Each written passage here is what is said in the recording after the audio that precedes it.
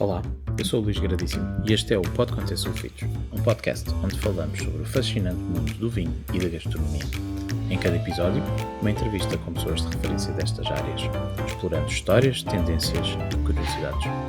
Bem-vindos ao Pode Conter Sulfitos.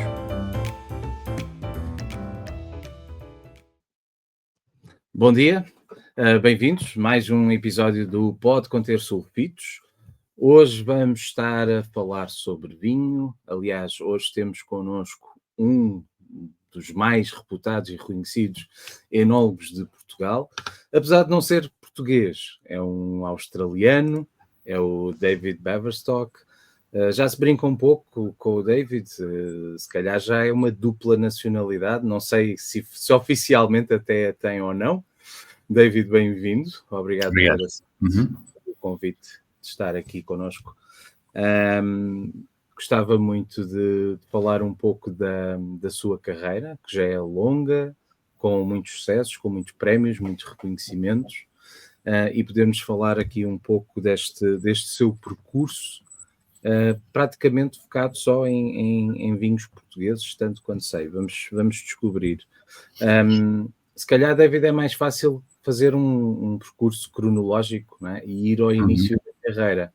E não posso deixar de perguntar, já devem ter perguntado várias vezes, como é que um jovem enólogo australiano vem parar a Portugal? Certo, ok. É muitas histórias dentro das histórias. Mas só para esclarecer logo a ponta de partida, eu sou luso-australiano, tenho dupla nacionalidade. Portanto, Okay. Nasci na Austrália, cresci na Austrália, mas a minha carreira como enólogo tem sido quase tudo cá em Portugal. Mas lá vai chegar. Como é que eu cheguei aqui? Eu fiz enologia na Austrália na década de 70, estudei, formei-me, e como naquela altura na Austrália, os vinhos australianos, que hoje em dia são bastante bem conhecidos, mas naquela altura a indústria ainda estava muito na sua infância. Em que altura, David? Eu fiz enologia, acabei em 1977. Okay. E a Austrália estava na década 50, 60, quase 70, tinha mais fama dos vinhos fortificados do que outra coisa. Portanto, para mim, as grandes provas que eu fiz durante o meu curso foi sempre vinhos da Europa, França, Alemanha principalmente, Portugal também, Espanha. Então eu sempre tive a ideia de, quando eu acabei o meu curso lá, para vir a Europa, fazer vindimas e viajar e fazer esta parte que os australianos gostam de fazer, passar um ano na Europa, mas para mim foi muito mais virado para razões dos vinhos. Então fiz uma vindima em Alemanha, fiz um em França, tive o meu ano das voltas em Europa e passei para Portugal. Mais pelas férias. Não, eu fui ao Douro, claro, porque foi uma coisa importante no meu curso de enologia na Austrália. Fui ao Douro, interessado por causa da vinha do Porto, não foi por causa da vinha da Mesa naquela altura. Mas tive férias em Lisboa e foi por aí que eu conheci a minha mulher, que ela é lisboeta, nós conhecemos na Praia da Caparica, e eu não, na altura não imaginava que passando 40 e quase 50 anos a minha carreira, a minha vida, que seria cá em Portugal. Ficamos juntos durante algumas semanas. Eu estava a ficar um bocado preocupado com o resto do percurso da minha vida, porque na altura não era para ficar cá em Portugal. Então resolvemos de voltar. Eu voltava para a Austrália e procurava trabalho. E ela foi ter comigo. O seu primeiro emprego, tinha mesmo acabado o curso. Eu tinha acabado o curso e não tinha trabalho. Passei um ano em Europa e nós conhecemos, mas eu não podia ficar em Portugal naquela altura, que não falava português e também era muito difícil arranjar trabalho. Eu achava que era melhor voltar para a Austrália, eu sou da zona da Barossa Valley, portanto, a Barossa Valley é uma das regiões mais famosas em Austrália para vinhos, e eu sou mesmo da Tanunda, que é uma aldeia, uma vila no meio da Barossa Valley. Eu achava que voltava a tentar arranjar trabalho e depois ela foi ter comigo. Que coisa que de facto resultou super bem. Eu voltei, comecei a trabalhar em 1970. Este foi tudo em fins da década de 70. Eu voltei para a Austrália em 1980 e vendi-me 81 numa adega na Barossa Valley que se chama Saltram, que era uma coisa famosa na Barossa naquela altura, que hoje em dia já faz parte de um grupo. Na Austrália houve muitas compras de multinacionais e muitas casas mais pequenas ficaram mais ou menos absorvidas. Foi o caso da Saltram, mas foi uma grande adega quando eu passei por lá. E a minha mulher foi ter comigo, casamos na Barossa Valley, ficamos 2 anos na Barossa. Ela, como boa portuguesa, estava sempre com saudades, especialmente de Lisboa. Eu lembro muitas histórias dela. Foi muito difícil para ela mudar de Lisboa para uma aldeia no meio do campo. E não havia expresso, não podia tomar um café bom naquela altura. Agora é diferente, agora são 20 cafés bons em Tanunda. Mas pronto, foi uma questão de tempo, que eu sabia que mais dia menos dia voltámos juntos para Portugal. Aconteceu em 1981, que eu venho a Portugal com ela.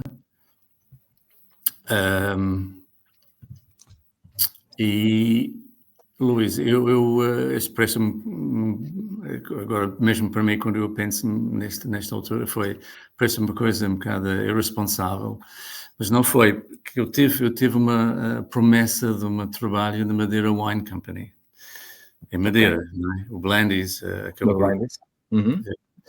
Eu tive uma entrevista com elas e cartas para frente e para trás, e foi aceito como trabalhar como enólogo lá. Só que quando eu cheguei a Portugal, com a minha mulher, eu liguei para elas, o presidente da parte da administração disse que, olha, David, desculpe, mas no final eu não tive apoio dos outros sócios da empresa e, de facto, não tens trabalho connosco. Portanto, eu estava mesmo um bocado aflito, porque sabendo que eu ia para a Madeira, eu não tinha puxado muito para falar português, ou aprender português. Portanto, comecei de zero, de facto. Comecei de zero, mais ou menos, em 1981, 82.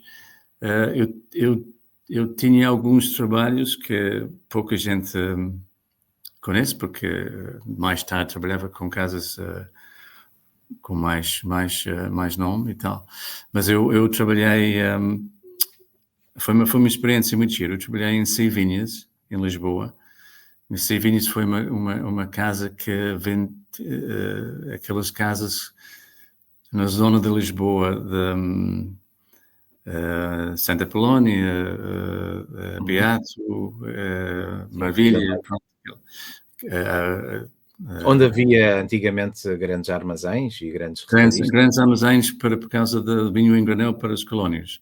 Então foi super interessante para mim, porque eu não tinha percebido nada deste tipo de negócio. De facto, aquelas casas tinham os dias contados, não ia manter muito tempo. Sevinhas hoje em dia já não existe, havia caves Soladas francesas, Abel Pereira Fonseca, tudo estas casas tinha seu centro naquela zona de Lisboa por causa da proximidade do mar e tudo isso. Do Porto. Portanto, eu tive 6 meses com elas, trabalhei 6 meses com Cabos Aliança em Sangalhos, só para preencher Foi tempo difícil para mim, mas no mesmo tempo foi interessante porque eu aprendi coisas do negócio dos vinhos, ou da história dos vinhos de Portugal, muito antes desta revolução que talvez aconteceu a partir da década de 90. Portanto, tive sorte porque a Seivinhas fechou. Eu fui trabalhar no Croft. Croft estava a procurar um enólogo, alguém sugeriu o meu nome, eu tive uma entrevista com pessoas do Croft, que naquela altura que estava com multinacional da IDV, e mudei a minha vida de Lisboa para Porto, e depois passei muito bons anos no Porto, que comecei no Croft e depois mudei para Symington. Tive 2 anos no Croft, depois tipo 8 anos no Symington. E o meu tempo no Symington foi fantástico a vários níveis. Um deles foi, de facto, que os Symingtons compravam 50% da Madeira Wine Company. Então, eventualmente, finalmente, fui a Madeira para fazer... voltar à Madeira.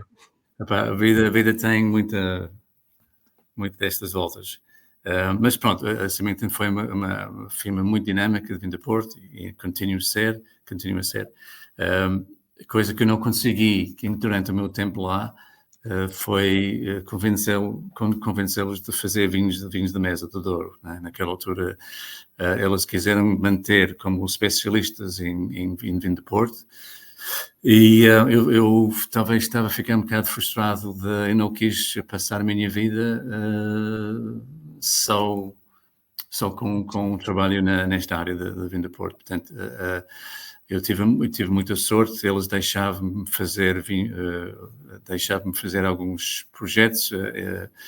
O primeiro foi Quinta do La Rosa.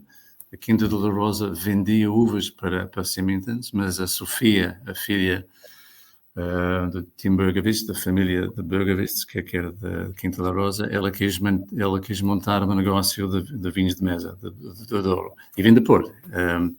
E o Symingtons deixaram-me fazer a consultoria para a Quinta da Rosa. Portanto, isso ainda no início dos anos 80?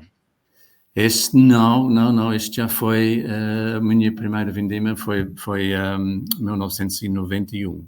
Já em 90?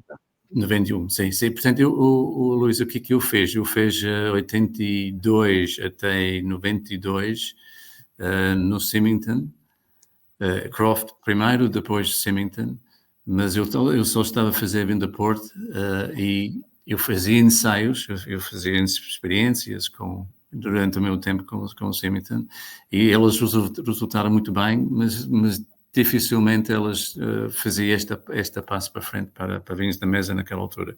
Portanto, tive sorte que eles deixavam-me fazer vinhos da Quinta da Rosa. A primeira vez fez vinho em 91 e 92 lá, e já estava muito bem com este trabalho. Estava fazendo vinho de Porto, no Symington de um lado, e estava a ver a abertura para vinhos da mesa no Douro.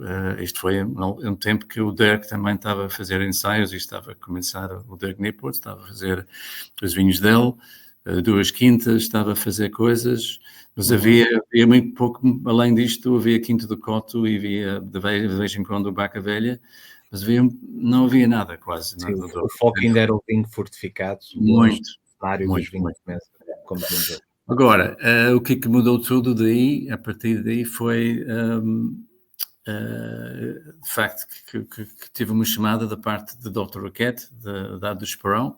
Eu tinha ouvido falar, toda a gente falava no Esperão naquela altura como um projeto de doidos, uma coisa megalománica na Alentejo. Eu não estava a pensar nada em lá ir, mas pronto, foi um convite que eu tive para visitar.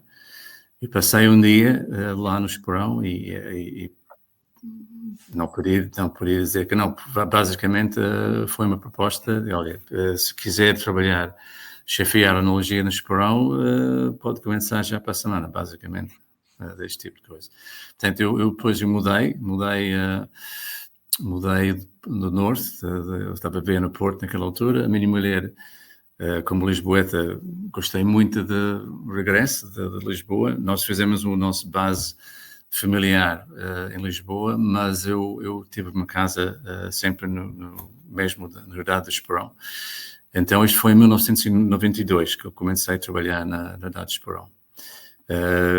E encontrei, tive imensa sorte, o Luís Duarte estava lá como monólogo e rapidamente formamos uma equipa e fizemos coisas incríveis, com as uvas da Esperão, com monocastas, lançámos monocastas que quase ninguém naquela altura que estava a fazer. Aquelas garrafas de meio litro que depois... Pois, este foi um episódio que nós lançamos... Esta outra conversa, porque de facto lançamos os vinhos em 75 centilitros, não é? De garrafas normais, os vinhos venderam muito bem e o marketing pensava, olha, não precisamos mais de garrafas, é melhor fazermos em garrafas de meio litro, só que eles mudavam para meio litro, mas manteram o preço igual e a coisa não correu bem no mercado. E quase deu cabo daquele conceito. Mas depois, olha, felizmente, quase tudo que fizemos no Esperão, naquela década de 90, década de 2000, 2010, até a minha saída em 2021, tive 30 anos no Esperão, e desde as reservas, não, há muita coisa que correu bem no Esperão, monocastas também, private selections, os touros. O touro fizemos 2004, 2007 e 2011, durante o meu tempo, e depois que eu tinha saído, eles lançavam 2017 também. Mas a coisa, Luís, que eu acho que as pessoas ficaram mais impressionadas com o que que nós conseguimos fazer na unidade de Esperão foi a reserva de Esperão, que é um vinho já com um certo nível, não há reservas melhores e piores, mas o facto que nós fizemos meio milhão de garrafas de Esperão Reserva Tinto. No meu tempo, eu imagino que hoje em dia ainda está a fazer volumes mais ou menos aquela quantidade. Isso é de facto uma coisa de louvar, David. Também quero deixar aqui a nota e destacar isso, e sublinhar isso que está a dizer. Há muito aquela ideia que para se fazer um vinho de qualidade as quantidades têm que ser pequenas, não é? Tem que ser algo muito, muito controlado, muito acariciado. E de facto, no Esperão vocês conseguiram mostrar que é possível ter volume com quantidade. E melhor, que é algo também normalmente muito bem visto no mundo do vinho, com consistência. Cada reserva que saía, e é uma referência que saía todos os anos, não era só em anos especiais, sempre com um registro de consistência muito grande, sempre muito similares. Sabemos que cada ano é único, não é? Mas é também um grande desafio para a enologia conseguir, com essas diferenças de cada receita, manter o registro, manter a linha, manter a qualidade. E terá sido isso, David, não sei se concorda, e isto é a leitura, mas foram 30 anos da sua carreira. Eu atrevo-me a dizer que o Esperão foi a casa que o deu a conhecer ao mundo.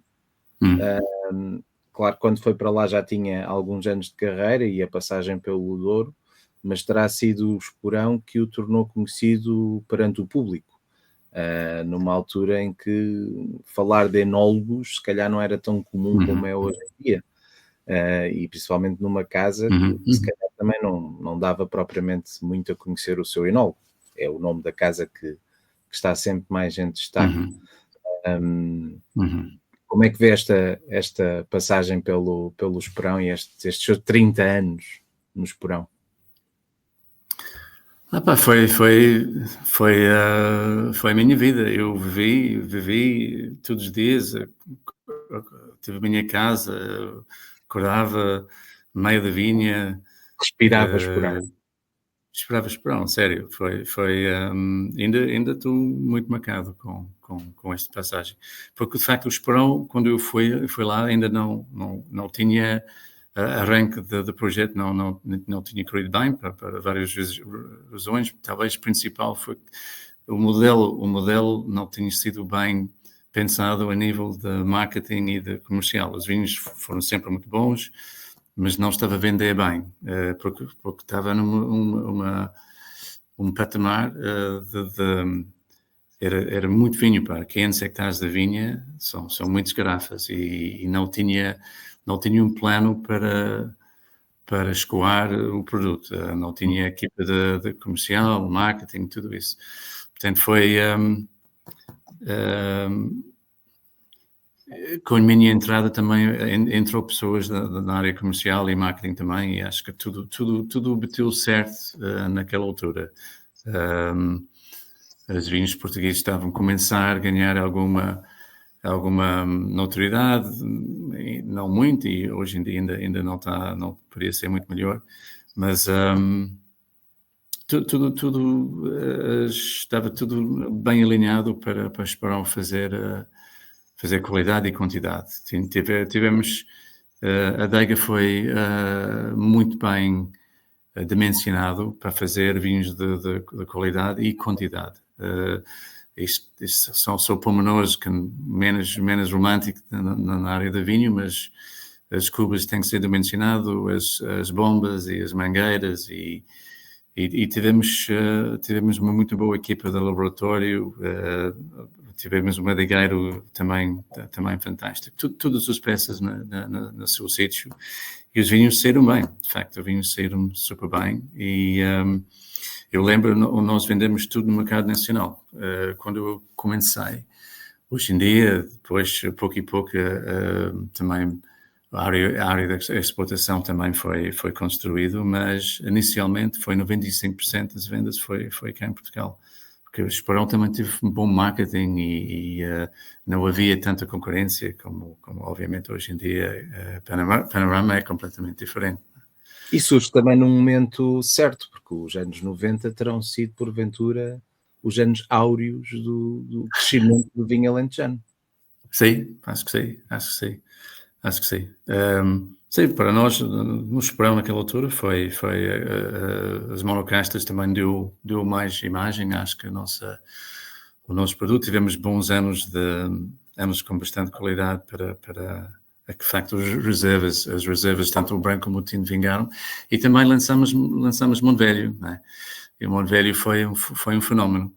De facto, fazer o volume 2, eu lembro, o primeiro lote do Monte Velho em 1991, 92, foi tipo 50 mil litros ou 100 mil litros, e rapidamente cresceu para 1 milhão, e quando eu saí do Esperão estava quase tipo 4 milhões de litros. Portanto, foi um vinho também que foi bem lançado, a imagem foi bem feita, qualidade, os vinhos mais fáceis de Alentejo, que foi um vinho que quebrou aquela coisa que cada vinho bebe-se na sua região. Acho que o Monte Velho foi um dos primeiros vinhos que não foi só bebido em Lisboa, de Alentejo, foi até Porto e Vinho Verde. Eu lembro, estranhamente, que encontrar Monte Velho em quase todo o país, dentro daquela década, não foi normal. Um verdadeiro blockbuster, é um vinho muito, muito comercial, no sentido de muito acessível, que facilmente chegava ao grande público, enquanto que os reservas, talvez já para um público mais conhecedor, mais exigente, num patamar já um pouco mais elevado, não só de qualidade, mas também de preço, embora um luxo bastante acessível para a qualidade. David, não posso deixar de pensar na questão dos monocastas, que já é a segunda vez que refere. Quando surge com os monocastas no Esperão, isto foi visão do novo mundo de um australiano, de fazer vinhos monocasta, ou foi uma necessidade que sentiram mesmo mostrar? Não, naquela altura, eu acho que depois o Esperão teve várias etapas, não é? Mas naquela altura foi muito knowledge driven. Não sou eu, também Luís Duarte também teve um grande papel nisto tudo, mas nós é que procuramos fazer melhor e diferente, e eu foi muito também é uma conversa que continua hoje em dia, como é que vamos promover melhor os vinhos portugueses. De facto, devia ser pelas regiões ou devia ser pelas castas. Eu achava sempre, eu não estou necessariamente agora da mesma opinião, mas naquela altura, mesmo os enólogos não percebiam muito bem a qualidade de suas castas. foi João Nicolau de Almeida e algumas pessoas no Douro que estava a fazer muitas experiências com as castas no Douro. Eu achava que era muito importante para Esperão, para explicar as reservas e os outros vinhos que deu muito mais credibilidade se nós pudermos mostrar as peças, os diferentes componentes, não é? Os componentes. Então, ter uma trincadeira, uma arganês, um Syrah, uma Alicante Bouschet, Touriga Nacional, tudo destas em monocastas, eu acho que foi uma ferramenta muito importante de ir a uma prova em Londres, nos Estados Unidos, e olha, esses são os building, as peças dos blocos que vai dar estes vinhos das reservas e por aí fora, private selection também. Mas foi uma fase muito importante fazer as monocastas. Depois deixaram de fazer e agora voltaram novamente. Eu acho que tem tido alguns altos e baixos, mas naquela década 90 foi muito importante mostrar. Também nós fazemos monocastas, talvez não foi tão bem conseguido, mas fizemos o Rinto e Roupeiro também em monocasta. E depois, mais tarde, fizemos Verdélio. O Verdélio foi um monocasta top. Mas pronto, talvez os tintes ficaram mais na história. Tivemos algumas Touriga Nacionais e Syrahs, Alicantes incríveis naquela altura. E acho que também foi, mesmo para o próprio Esperão, para nós como casa, ficamos muito mais seguros e mais confiantes do nosso trabalho, que os monocastas também fazia sentido para explicar o nosso trabalho através das monocastas e depois os vinhos brilhavam mais, talvez os vinhos de lote, não é? Porque Portugal tem sempre esta parte importante da sua... que nós gostamos de fazer lotes, a soma das partes é muito mais importante que as individuais. Mas era bom, era uma fase de conhecimento sobre as monocastas e pronto, fomos pioneiros. E desse trabalho todo que fez, quais foram as castas que mais o surpreenderam e que mais lhe agradaram? Pronto, eu sabia que Syrah seria um dos tops, porque eu fiz Syrah na minha terra, na Austrália. Barossa Valley é famosa também para Syrah. Eu quis fazer um Syrah que não era tão pesado como os vinhos australianos. E eu gostei muito da saída do perfil do Syrah que fizemos. A trincadeira também saiu muito bem. Alicante Bouschet, eu fui sempre um grande fã de Alicante Bouschet, principalmente por causa do mochão. Eu sempre gostei de mochão e sou amigo da família. É a grande referência do... Sim. Eu não entendo porque que Alicante Bouschet não está mais... Tem mais, mundialmente falando, não é? Na Austrália também há muito poucos exemplos de Alicante Bouschet, mas é uma casta cada vez mais importante, porque é uma casta que aguenta muito bem estas mudanças do clima e é a casta que talvez vai ser mais importante na região do Alentejo. Os Alicantes do Esperão sempre a ser muito bem. Trincadeira Arganês, talvez não brilharam tanto, mas era importante ter a mostrar a qualidade da trincadeira Arganês como vinhos de base da Esperão Reserva. Eram vinhos mais de base, a trincadeira vinho mais fácil, então não envelhece tanto na garrafa. E a Arganês é uma casta, hoje em dia, muita gente que não gosta da Arganês e não é uma casta fácil, de facto, é difícil. Depois de 30 anos no Esperão, dá-se a sua saída, que até foi assim um pouco chocante, pelo menos para o mundo do vinho, talvez inesperada. O que é que o levou a sair? Luís, francamente, não sei, foi muita confusão na minha cabeça. Eu estava a chegar àquela idade que eu mesmo... Não foi a crise dos 40, porque já tinha bem mais de 40. Tive quase 70. Não, eu tive 66, 66. Eu já estava a pensar um pouco na reforma. Não a reforma em termos de não trabalho, porque eu sempre eu quero continuar a trabalhar durante muito mais anos, mas só é um bocado de choque de pensar depois de ter pago taxa, impostos durante não sei quantos anos, 40 e tal anos, que eu tive direito de receber, e então o que é que este também, como é que ia resolver a minha vida com menos trabalho, contar com esta mensalidade. Em termos de trabalho, eu senti que 30 anos foi, acho que foi um ciclo importante para mim, para Esperão.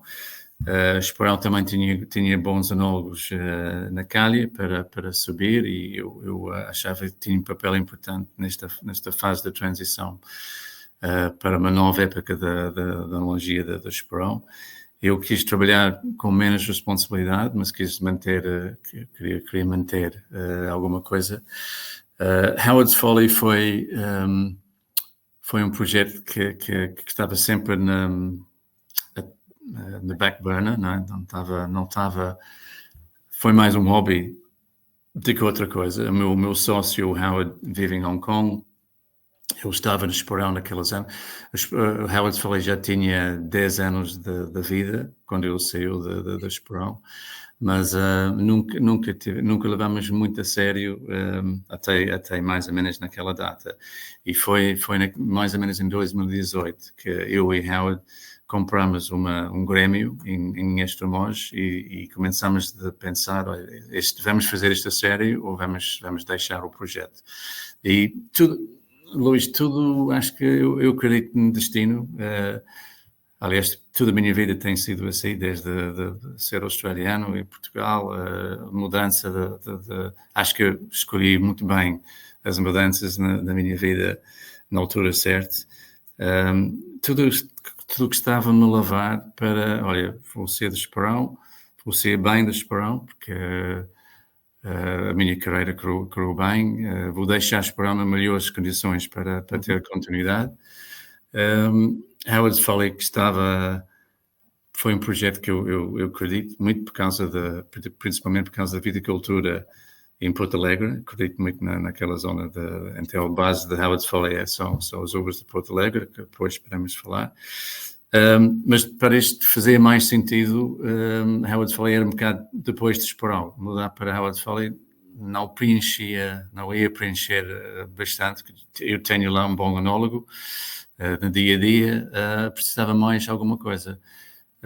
E pronto, o meu último ano do Esperão foi 2021, e durante 2021 comecei a ter algumas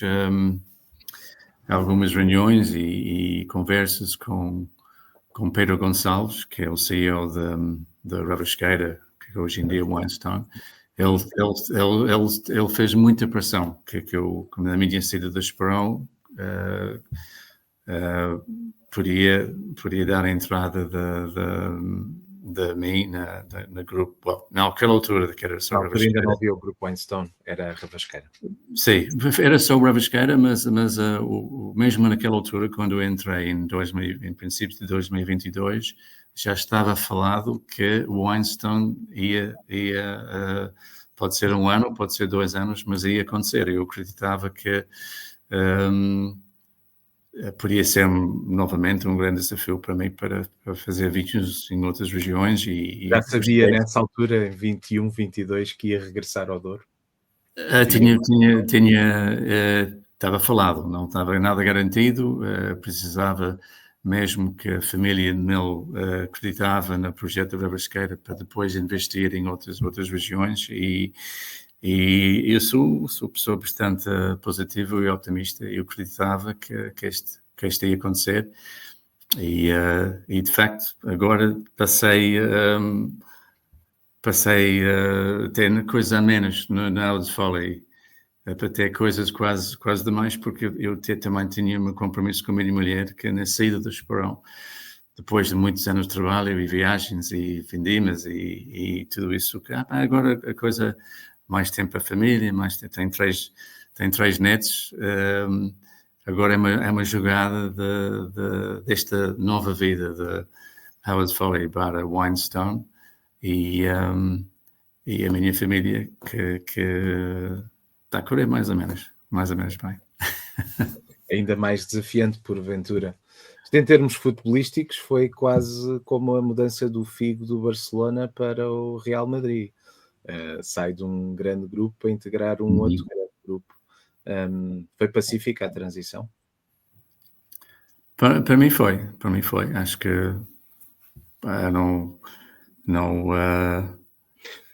são duas casas bastante diferentes, não é? Winestone é uma coisa que ainda preciso. Também o Esporão, quando eu comecei no Esporão, também precisava de montar equipas e fazer coisas de raiz e construir alguma coisa. Agora, com Winestone, estamos não são situações iguais, mas de facto, o que o Winestone tem, que me fascina e estimula-me, é que temos bancas, temos Quinta de Coto, temos Crown, temos equipas, ou estamos a criar equipas em cada projeto. Em cada região. Em cada região, em cada projeto, sei, Vinhos Verdes, depois Teixeira. E eu tenho imensa sorte de ser enólogo, chefe deste grupo todo. Não tenho a mesma pressão que eu tinha no Esporão, eu tenho o melhor de cada projeto. Eu só tenho que intervenir, não é? Quando eu vejo necessidade, gosto de provocar, tentar fazer coisas algo diferente, mas basicamente engage, conversar, tentar melhorar em todas as situações, mas temos muita ambição e temos muita coisa para fazer. Sem dúvida que sim, é um grupo que tem crescido muito, que tem dado muito a falar e por bons motivos estes últimos anos, e com certeza ainda vamos ouvir falar muito da Winestone e do trabalho do David.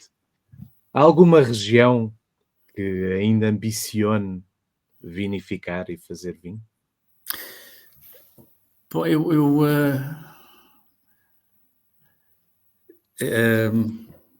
quem sabe com a Winestone? Sim, não sei. Em Portugal, a única região que eu não fiz vinhos, contar com pequena passagem pela Bairrada, com Carlos Ariança. Eu gosto imenso de vinhos de Dão. Eu acho que com mudança de clima até está a ter algumas coisas mais favoráveis na clima, e os vinhos menos desafiante enquanto jovem, talvez com muita acidez, mas eu gosto de cada vez mais vinhos com acidez, mesmo tintos, para envelhecer. Não é só por causa da estrutura, mas a acidez também é super importante, e o Dão, os tintos de Dão e obviamente a mineralidade nos brancos. Portanto, se for em Portugal, que seria Dão. Se for fora de Portugal, eu acho que o meu tempo está a escutar. Não gostava de fazer um vinho da Austrália, por exemplo. Gostava imenso como são hemisférios completamente diferentes, não é? As vindimas não colidem muito. Gostava de fazer um vinho na minha terra, talvez na Barossa, como uma forma de... uma coisa que aconteceu no Esporão, por exemplo, quando eu acabei na última vindima 21, elas foram super simpáticas, generosas, e eu fiz um projeto, eu fiz um branquinho tinto na minha saída do Esporão, e está à venda na loja, nem no turismo, na Esporão. É um DB30 branco e DB30 tinto. O branco é Semillon e o tinto é Syrah. E foi uma maneira muito... É uma ligação ligação. À sua origem. Exatamente, porque foram duas castas que também introduzi e são importantes para mim, porque são também da minha terra. Sabes lá, fazer uma coisa igual na Barossa, fazer um Semillon e Syrah da Barossa para comparar com o que eu fiz no Esperon. Mas mais do que isso, acho que porque assim poderia conciliar duas coisas. Ainda tenho muita família lá e volto para a Austrália todos os anos. Vou em janeiro, passo mais ou menos 3 semanas para ver a minha família. Ainda tenho a minha mãe com 95 anos lá. Portanto, sim, meter um pequeno projeto de vinhos também seria talvez o cereja em cima da bola. Barossa Valley ou Douro Valley? Qual lugar? Sim, não, são incomparáveis. São incomparáveis. O Douro é majestic e montanhas, e o Barossa é muito bonito. É muito bonito, mas é um vale muito mais simples. Mas tem uma boa terra. Não sei se o Luís conhece, mas não. Sim, pessoalmente ainda não. Tenho essa na minha bucket list. Qual é a sua casta preferida? Branco Alvarinho, em Portugal. Branco Alvarinho, tinto Alicante Boucher. Alvarinho, muito interessante a escolha. Eu faço um Alvarinho em Howard's Folly, mas faço com Carlos Codesso em Dona Paterna. Temos uma parceria com ele. E eu gosto imenso do perfil dos vinhos dele. E nós também fazemos o nosso pequeno lote ligeiramente diferente. Mas eu acho que o vinho preenche muito... é multidimensional, enquanto eu gosto imenso. Hoje em dia, na Teixeira, temos avesso, que eu não estava à espera, não tinha muito conhecimento de avesso. É muito bom. Aliás, fizemos aquela da Socastas. E eu gosto imenso da forma de envelhecer avesso, gosto imenso de Viosinho, gosto imenso de Rintus também. Portugal tem este grupo de brancos incríveis, mas acho que a Alvarinho tem consegue ter corpo e elegância e complexidade, consegue ter um bocado como a monocasta, resulta super bem. Enquanto é novo, o que é que procura num vinho?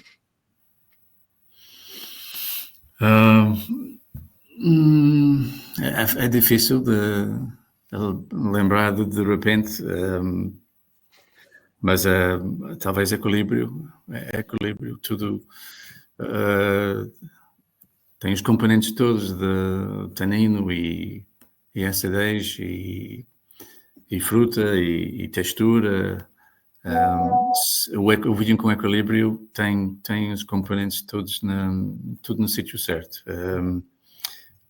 Normalmente precisa algum tempo na garrafa para isto acontecer. Não é fácil encontrar um vinho que foi lançado há 1 ano ou 2. Precisa, tanto nos brancos como nos tintos, eu acho que estamos a falar em grandes vinhos. É preciso algum tempo na garrafa para tudo isto acontecer, este casamento destes componentes todos. Vinhos monocasta ou vinhos de lote? Vinhos de lote. Acho que os grandes vinhos que eu tenho na minha cabeça, embora o mundo de vinhos é mesmo, pode sempre arranjar exemplos. Portanto, os grandes vinhos da França, os Pinot Noirs e os Chardonnays são monocastas e são vinhos muito completos na sua zona.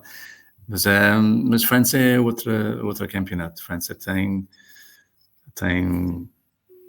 1000 anos de chegar onde é que está, e acho que a Portugal temos de lembrar uma coisa, que mesmo com o sucesso que os vinhos têm, não há dúvida nenhuma que são alguns dos melhores vinhos do mundo, e eu eu levo vinhos comigo quando eu vou à Austrália, com os meus enólogos, amigos, eles ficaram mesmo passado com os vinhos que eu levo de Portugal.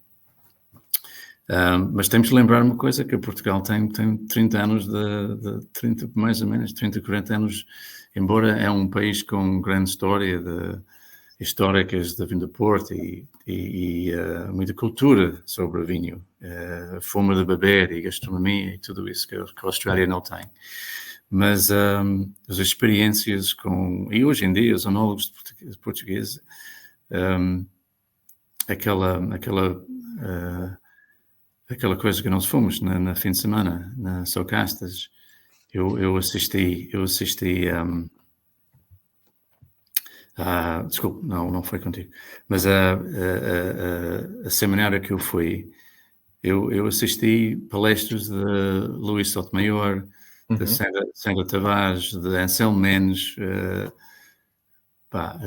gente incrível em termos de enologia. Portugal tem enólogos, tem castas, mas de facto, em termos de experiências, só temos 30 ou 40 anos e foi uma revolução. Houve uma grande revolução, sem dúvida. Grande revolução, sim.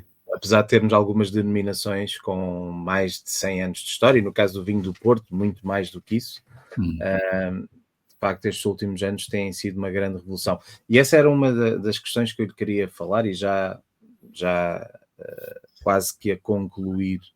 Ao longo destes mais de 40 anos de carreira, o que é que viu mudar no mundo do vinho em Portugal e lá fora? E como é que antevê o futuro do vinho? Sem dúvida nenhuma, eu acho que a mudança, em termos de enologia puro, que foi sempre, eu sempre lutei para ser um enólogo ativo, enólogo de trabalho, um grande enólogo meu, que foi talvez o mestre em Austrália, quando eu estava a estudar e quando eu estava a fazer vindimas, ele disse que o David, never be an armchair winemaker. Então, não faz vinhos de uma cadeira, em frente de uma ecrã, coisa assim. Tem que ser ativo, tem que estar onde é que está a acontecer as coisas, especialmente, obviamente, na vendima. Eu acho que é uma diferença de dia e noite, quando eu cheguei a Portugal há 40 anos, em que fazia uma visita de uma adega, era tudo portos fechados e segredos, mas isso foi tudo por causa da insegurança, não foi, ninguém tinha segredos melhores, técnicas melhores do que outros, era uma grande insegurança, eu acho que nos enólogos em geral. Talvez foi também fruto de Portugal como um país que estava a sair há pouco tempo da ditadura, não é? O próprio Portugal estava um país muito mais fechado que hoje em dia. E a enologia é um reflexo um bocado disto. Os enólogos não tinham confiança, não tinha este potencial todo que chegar para onde estamos hoje em dia. Mas eu vejo agora, o Portugal tem algumas das melhores castas, melhores regiões, os melhores enólogos do mundo, e elas também sentem, os enólogos portugueses, antigamente, se calhar, se eles foram fazer a enologia fora de Portugal, antes que Portugal tem o TED há mesmo muito pouco tempo, só década de 80, que começava a sair os enólogos, mas os enólogos iam estudar talvez em França, se for. Agora, hoje em dia, vão para os Estados Unidos, vão para a Austrália, vão para a África do Sul. Portanto, é muito mais dinâmico e muito mais esta confiança que eu sinto nos enólogos e da qualidade dos vinhos, que é uma grande... se eu penso o que tem acontecido nestes últimos 40 anos, mudança pelo positivo, pela atitude, pela confiança, eu acho que este é fundamental. Luís, depois eu pedi um bocado sobre o futuro geral, não é?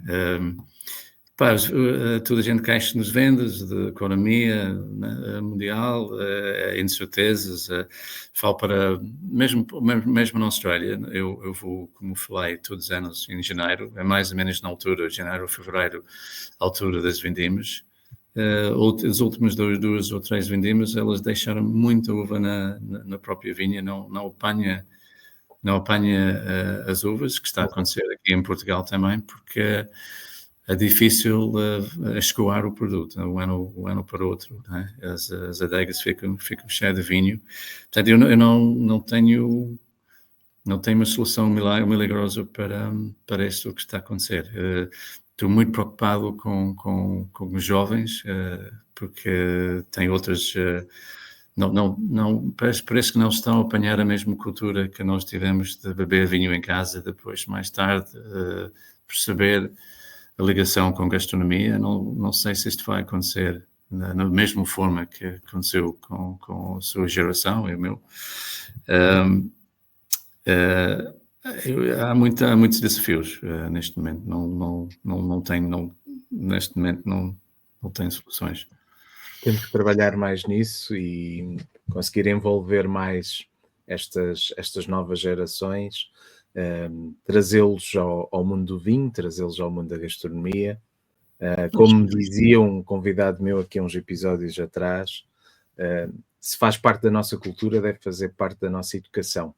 E às vezes parece que temos receio de falar de vinho e de introduzir o vinho nas nossas conversas. Não digo entre nós profissionais do setor, digo fora, com as pessoas de fora e até com as crianças. Não é pô-las a beber, mas educá-las no sentido do vinho que existe, faz parte da nossa história, que faz parte da nossa cultura, que é tradicional, que é um excelente produto para acompanhar a gastronomia. Que é muito mais do que a bebida, é também história, é também cultura, é também emoção, liga pessoas. Certeza absoluta, estes podcasts vão ajudar. E outras iniciativas, espero. David, para terminarmos, gosto sempre de pedir umas palavras finais aos meus convidados, algo que queira partilhar, dizer a quem nos está a ver e ouvir. Luís, não tem alguma coisa brilhante para acabar, infelizmente. Sei lá. Eu só quero dizer que da minha parte ainda tem mais alguns anos para continuar na minha carreira com o Winestone, mas eu tenho tive imensa sorte para ter escolhido Portugal como minha segunda casa e gosto imenso do meu trabalho, gosto imenso de falar do meu trabalho e agradeço esta oportunidade. É um gosto recebê-lo, uma honra, eu ia dizer boa sorte ou muita sorte, muita felicidade, mas quer dizer, a carreira já fala por si. Só espero que possa continuar por muitos e longos anos a fazer o trabalho que tem feito, em prol dos vinhos portugueses, até em detrimento dos vinhos australianos. Eventualmente que possa ter o seu projeto também na sua terra e quem sabe um dia eventualmente ir finalmente à Madeira fazer um vinho. Vamos nos vendo por aí. David, muito obrigado pela presença. Obrigadíssimo também. Viram e ouviram, o meu obrigado e até ao próximo episódio. Muito obrigado, Luís. Grande abraço. Obrigado. Obrigado. Tchau. Obrigado.